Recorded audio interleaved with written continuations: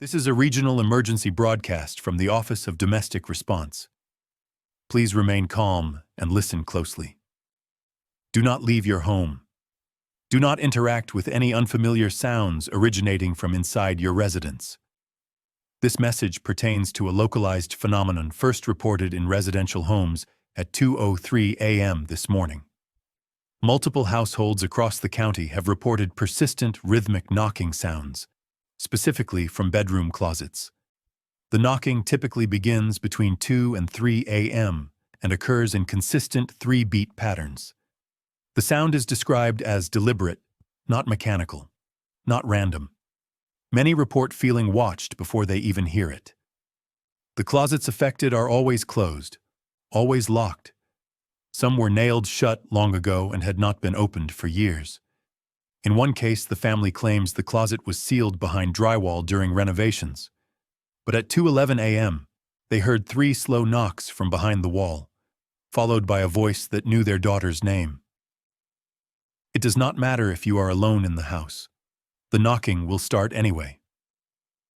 Authorities have attempted forced entry into several of the affected closets. In every case, the door opens to nothing, not even the closet itself. Just a black, impossibly deep space where sound seems to die immediately. One responding officer described it as airless. Another entered briefly with a tether.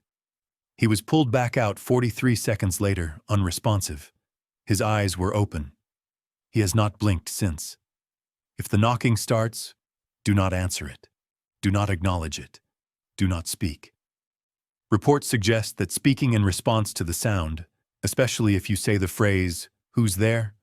results in immediate escalation.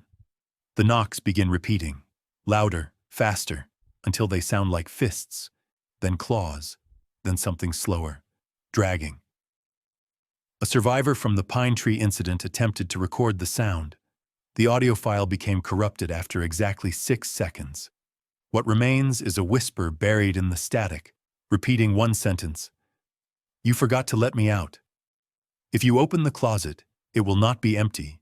It will not be your closet. And whatever is knocking does not want to come in. It wants you to come out. We urge all residents to avoid standing directly in front of their closets after dark. Do not listen too closely. Do not knock back. There is no humor in this. This is not a prank.